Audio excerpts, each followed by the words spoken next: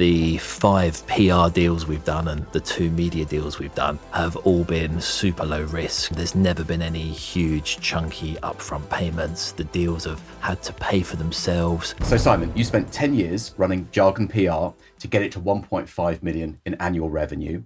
You've joined Dealmakers. You're now part of our esteemed Inner Circle group. You've done 5 acquisitions and you've doubled the size of your business, and you've opened a business in Dubai as well. So it's all systems go. But let's just take it back to the start. You started the business yourself? Yes, that's correct. So I started Jargon PR in 2009. I'd spent 10 years at the big agencies in London. I'd just turned 30. I felt I knew my craft and wanted to start off on my own. And typical entrepreneur, started in the back room on my own. And over a 10-year period, I got the business to just around 1.5 million in annual fees. We had some great clients, offices, staff, but it was all just a little bit pedestrian for me. Growth was slow. It might be 10% one year, it might be 12% the next year. And I wanted to do more and I wanted to go faster. And that was when I came across you. Fantastic. Actually, how did you find me? Do you remember? Was it this podcast? It wasn't. No, it was online. I think it was some YouTube videos and some blogs and some content. Okay. And I just loved it from day one. And you thought, this is interesting. This is something that you could do. What was it about it that was appealing, if you can remember? I liked the idea of going faster and growing the business through some sort of big meaty steps rather than this 10%, 15% growth. You know, I wanted to go faster and acquisitions seemed like the obvious kind of So you wanted the kangaroo leaps rather than the bunny hops. Exactly. Fantastic. Yeah, no, that makes sense. And you've proven that you can do it as well over the last couple of years. So tell us about the very first deal that you did, if you can remember that one. Everyone thinks every deal maker can remember the deals in detail, but you don't, do you? You kind of you remember it all at the time and then it fades when you're doing the next one. But if you can go back to the very first one. Yeah, sure. So the first one was in November 2020 and it was a super small PR agency in Monmouth called Vantage Marketing. They were doing just over £100,000 a year in fees. And so at the time it would have added just under 10% to our revenue. And I just wanted to do one to see if I could do it. Mm-hmm. I knew all the words, sort of heads of terms and warranties and covenants, but I sort of didn't really know what they meant. I didn't really get it. And so I just thought, let's do this. What's the worst that can happen? Good attitude. It's a B2B agency. It's in our space. We understand the clients and the market. So let's go for it. So the guy that owned it was retiring. It was through a broker. We met in a glamorous service station halfway down the M4. And I've done a few of those meetings. Yeah. Shared a coffee in the Burger King, and basically had a chat. It was a super small lifestyle business. Mm-hmm. It didn't have a particular value, and he was looking just to try and get anything for it. So the structure that we came up with it, with having listened to some of your material, was that it was no money down, there was no payment up front or anything. It was simply a profit share over a 12-month period. So we said, look, you're free of this. You can walk away. You can go and retire. He was just turning 70. And for the next 12 months, we will give you 10% of the profits from the portfolio of clients you're giving to us. 2 of the staff came over on a Tupi. We were off and running. It went well. The staff that came with that deal in November 2020 are still with us today. Oh, that's good. The majority of the clients are still there who have been upsold and grown. And from that moment on, I was hooked. Oh, that's such a good story. Now, it's interesting how quite often people say, is it really possible to buy a business without remortgaging the family house, without taking out a huge bank loan and personally guaranteeing it? And just on your very first deal, you prove that it is possible to do this. Absolutely. Definitely do not need to do that at all. A business is only worth what someone's going to pay for it. And there's all sorts of tips and tricks that I've learned over the years through the Inner Circle and our journey about how to do these things. So yes, it's certainly possible. Now, let's talk for one moment about people who are absolutely adamant that you should have skin in the game, that there should be risk for you and you should wake up in a cold sweat every night worrying about this risk. I mean, I think that's nonsense. And presumably you have a similar philosophy. Absolutely. I'm a low risk guy. The 5 PR deals we've done and the 2 media deals we've done have all been super low risk. There's never been any huge chunky upfront payments. The deals have had to pay for themselves for the former owners to get their earnouts. So we've never borrowed any money. We have no debt. We have no loans or That's very good. anything like that. And interesting, actually, with your type of business, there are no assets, because sometimes people seem to think that you need to have assets to leverage those assets in order to buy the business. Your assets, the people, and the assets leave the building every day at 5 o'clock. That's right, they do. No, as you say, the assets are the people and the assets are the clients and the contracts. So you absolutely can do these deals even if you don't have a portfolio of fixed assets to leverage against. Yeah, 100%. And it always comes down to your relationship with the seller, how you can build that rapport and get on, and how you can work something out between you that ticks everyone's boxes and make sure everyone is happy to a certain extent. Yeah, that's absolutely it. I think in PR, people tend to generally be quite good communicators because of the nature of the industry. So it's very much about trying to put yourself in the other person's shoes. And through the 5 deals at Jargon, that's what I've done, trying to sit down with people and say, what do you really want? Is it, do you want to retire? Do you want to get out? Do you want to be part of a bigger organization? If you just had enough of certain elements of the business, like what is it that you really, really would like to do? And then working from that.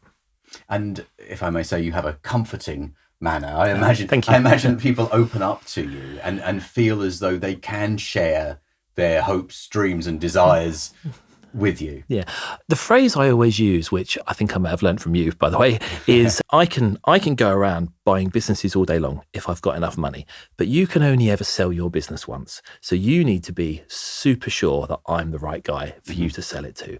So just tell me what you're looking for and we can work from that. Don't try and fudge it. Just tell me exactly what you want. And if it doesn't work for me, then maybe I can introduce you to someone that it does. But let's just start talking and we can work out how the land lies. If you want to find out how to buy a business successfully, get your free business buying toolkit. The link is in the video description below. Can you remember which was deal number 2? Yes, July 2021. At the time, the BBC was just moving to Manchester. Media City was this new cool tech area in Manchester that was taken off. And we do B2B tech PR. So we wanted to go to Manchester where the BBC and other media companies were and where potential clients were moving to. And there were all sorts of tax breaks and rental deals. So tech companies were going to Media City. So we wanted to be in Media City. So we acquired an agency that was just outside of Manchester. It was $250,000 a year business, super small, 3 people. So we got that, acquired it, integrated it with Jargon, added some more staff, and then we were up and running in Manchester. We've now got 16 up there full time, and we're still in Media City. So that and the 4th acquisition we did was also a Manchester agency. So that's done us really well. So strategically, that was a very good move, not just to add in the revenue and profit, but to reposition yourself out of your hometown of Reading into the metropolis of Manchester. That's right. I mean, I love Manchester, but a lot of the businesses there and people from there, they want to do business with people that are from around there. They don't want some southerner from Berkshire coming up and telling them how to do PR campaigns. They want local people. Yeah. Is very much the feeling we got. So that was the second deal we did, and the team were from there, had the accent, lived there, born there, all the rest of it. Very well connected locally, very well networked. And so that was deal number 2. So you used an acquisition to enter a new territory, a new market, didn't you? Correct. Yeah, geographically. It was the same services and the same type of clients, but we really wanted to focus on Manchester because of the growth of Media City and the BBC moving up there, such a significant, infrastructure investment in the sort of media world that gave us the confidence that it would go well. And how important is it to you that the staff that come with the acquisition have particular skill sets? Is it important or is it not so important? It's super important. They need to be good writers, communicators. They need to have good media relations and analyst relations contacts. So yeah, the skills they bring are very important. And what we found through all of the deals is the staff have been, the biggest thing to focus on. Everyone in PR worries about the clients. What's the client going to say? But we've never had a problem with any clients. They're getting the same service from the same people at the same fee rate. So there's nothing changed. There might be a different name on the invoice, but nothing's changed. But as well, they're now part of a bigger agency that's got more people, more brains, more services. So we've never had a client problem. The issues we've had have always been the staff. And the lesson I've learned is the small things that you and I might think are the small things are actually the really big things. Is this the kettle in the kitchen? All of those little things. When the wages are paid, whether it's the third Thursday or the final Friday, expenses, mobile phones, all those little bits that you might smile about actually are critical to the 28-year-old account manager that's important to them. Yeah. I know. I spent several years dealing with these small little issues for people, which, like you said, they are incredibly important to the individual working in the company. Deal number 2, it meant that you've now got a position in Manchester. That's grown tremendously by the sounds of it, 4 times over. Where do we go with deal number 3? Deal number 3 was the one that went wrong, unfortunately. So this was an agency that was doing around $500,000 a year in fees. And unfortunately, I got it wrong. Within a year, it was falling apart and we agreed to sort of shake hands and go our own ways. The reason it went wrong, we kind of call it the 3 S's, the sort of staff, services and sectors. So the sector wasn't quite B2B tech. It was more B2B industrial equipment. And we thought B2B is B2B. We can do this. But actually that sector, it has a very specific type of knowledge. It's not like B2B tech companies and you're doing campaigns for companies that do business intelligence or enterprise resource planning or something tech like that. It's very specific. So the sector went wrong. The second thing was the services. The agency was buying a lot of advertorials rather than earned media, which is what we do, which is talking to journalists and getting you in the media based on merit. And advertorial is all about, buying space in media, which we don't do. And we didn't quite realize that that was what they were doing.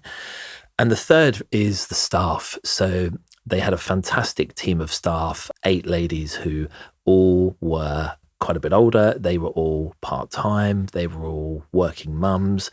And culturally, that was very different from where we were. Our office is full of 20-year-olds in PR, busy, buzzy. It's full of beans. The phone never stops ringing. And then we were working with a team that were fully remote, a lot older, much more focused on the lunches, going to yoga, the school run, and all these sorts of things. Yeah. And they weren't quite as willing to do things our way as we had hoped.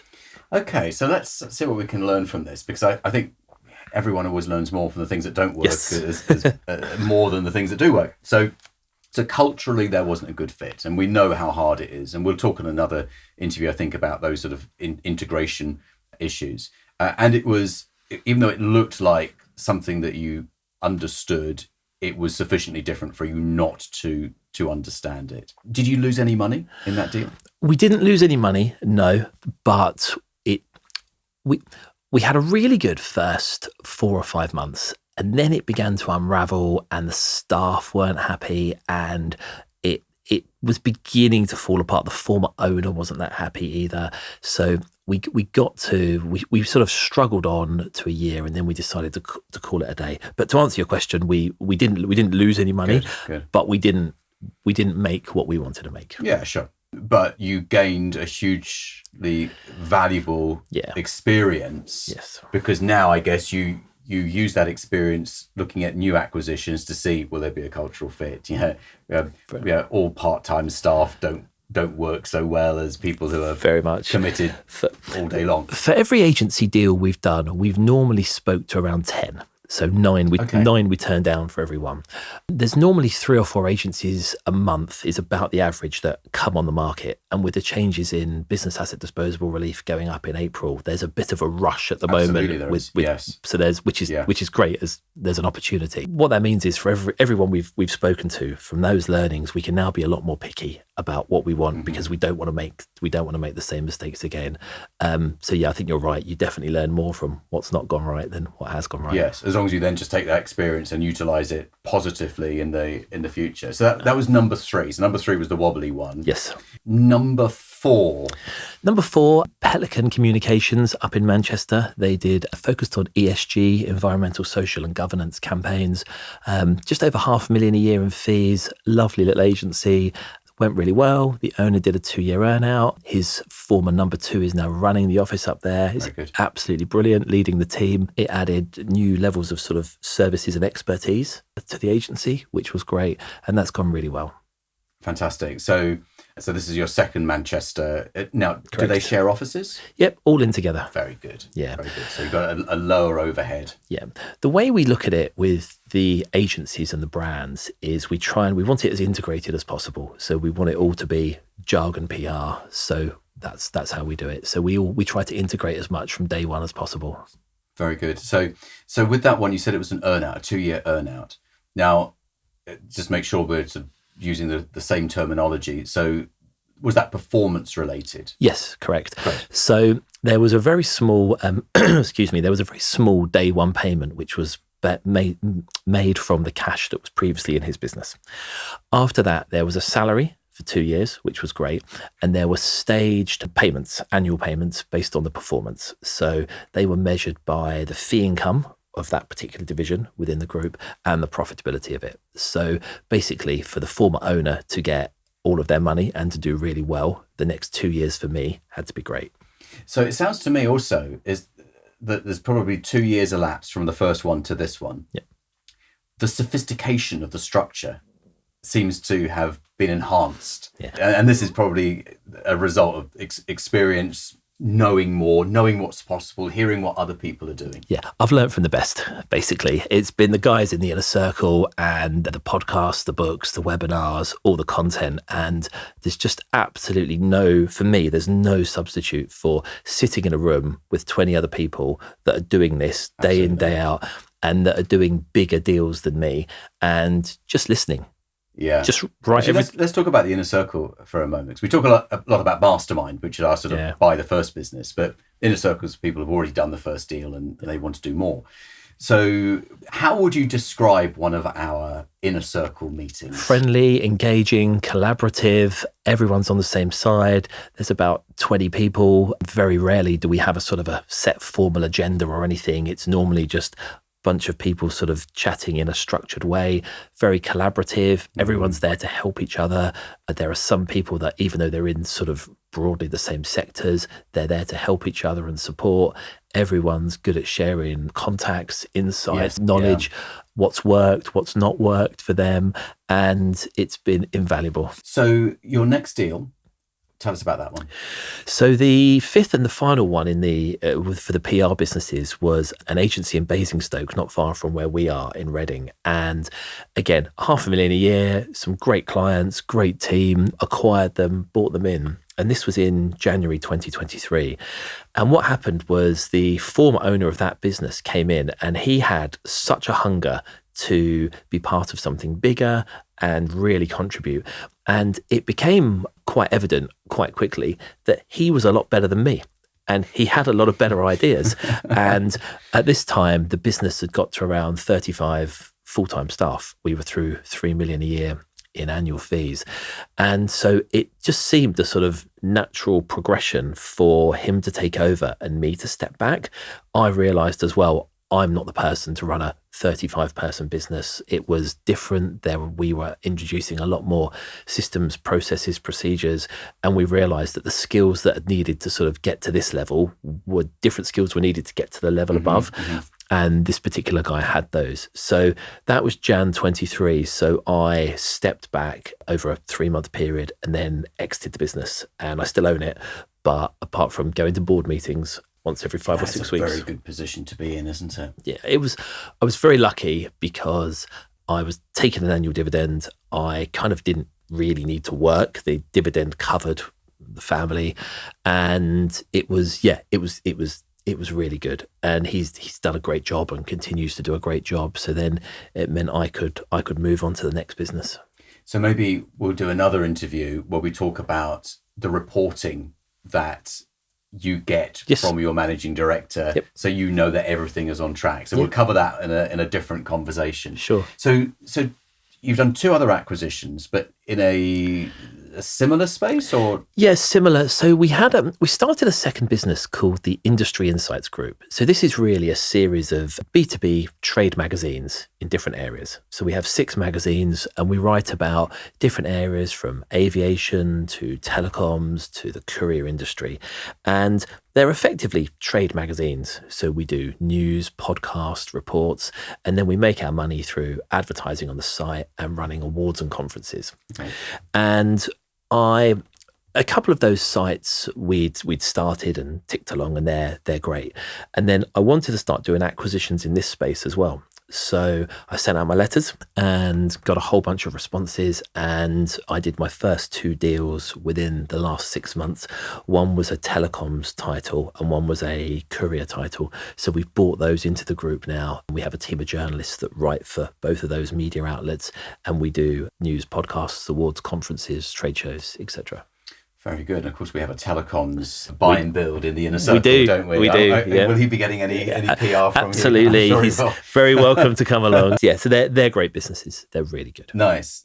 And so this is a new challenge for you. And presumably we're going to get to some point where that another managing director is going to be running that. Absolutely. That's the ambition, definitely. And how were the deals structured? Again, did you keep your own money in your pocket? Sure. Yeah. So one of them was no money down. It was just a 10% share of the profits for the first 12 months, which again was great. Mm-hmm. And that was the telecoms title. And that great brand, established about 3rd in the market in terms of the European telecoms magazines. The owner had just hit 70. He was going back to Jamaica to retire, and he was done. He just wanted to get out. So it was a super clear structure. So, and we were buying, the brand, the IP, revenue. So he just got 10% for doing nothing and sitting on a beach. So he was very happy with that. Before we started recording this interview today, I was actually talking to someone about this exact subject. Oh. And I was being asked, is it actually possible? Who are these people who will let their perfectly good businesses go to someone without a big payday? And they are out there, aren't they? They're typically the retirees. Absolutely. I think you never know what people are thinking. They might be retiring. They might have family issues, health issues. They may have just had enough. They may have been burnt out. There's all sorts. But you've got to, unless you're in the game and you're sending letters and making phone calls and having those conversations, absolutely. You've got to be in the market, talking to people. Absolutely. And saying the right things as well. Absolutely. And you just never know. You never know. And as there's been plenty that we've spoken to where people haven't liked the structure, and we've wished them well and said all the best. And that absolutely. It's a case of, first of all, you can't win them all. Yep. And secondly, no one expects to win them all. I mean, it's like if you're a salesperson saying every person I speak to is going to buy from me. I mean, it's just unrealistic. Absolutely. And it's always going to be the minority. But you forget all the people who say no and you just focus on the people who say yes. Yeah. And we've had some great ones that people have said no, and then they've sort of come back a few months later and we've said, oh, look, we're busy at the moment. I'm ever so sorry. We're just integrating this one. We'll come back to you in 3 months' time. That's great because they're, these motivated sellers. It's a pipeline. That's it. They're then coming to me. Which is always going to be the best. Absolutely. That's fantastic. Yeah. And then number 7 then.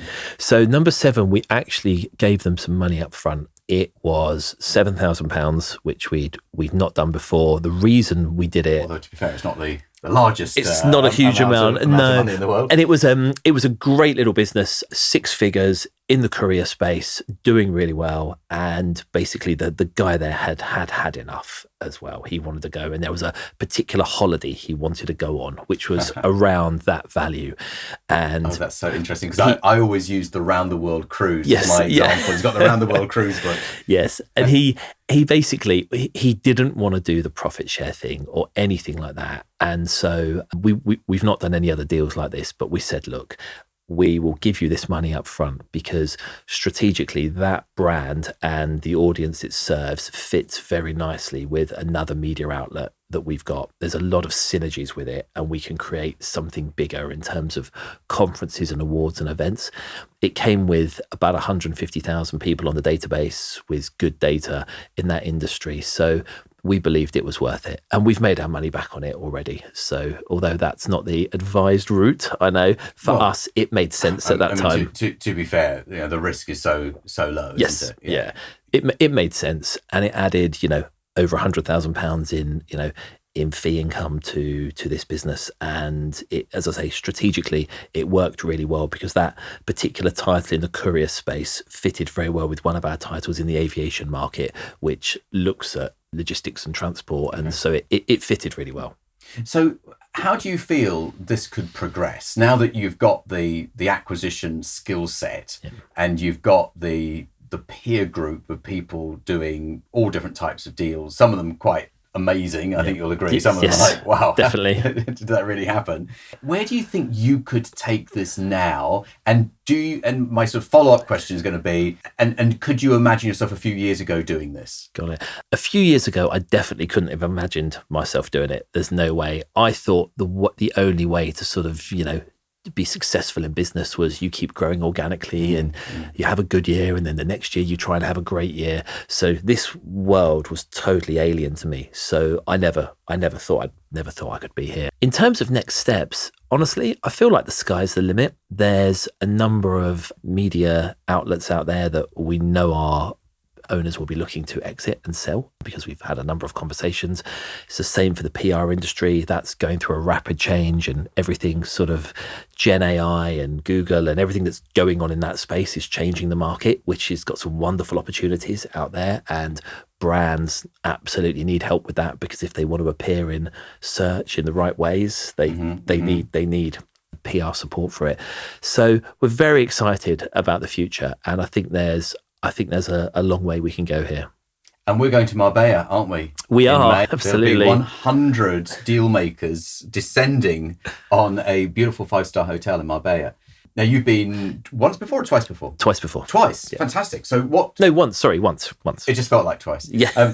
What can people expect? Well, a wonderful few days. So the hotel is beautiful. The company was fantastic. There's a great busy, buzzy feeling. Everyone's full of optimism, full of motivation. We've had a wonderful time. The speakers were excellent, and the food and drink was fantastic. Lovely to have a few days in the sun. Lovely to work on the business rather than in the business. Yes. And just great to be around other people, just for learning, networking, and inspiration about what they're doing. So if someone's listening to this and they've been thinking about Mastermind for a while and they're sort of sitting on the fence, what would you say to them? Absolutely do it. Jump in head first. Get in it. You are never going to do anything sitting on the fence. And these are sort of life-changing decisions that you're going to make to grow your wealth and your network and your business.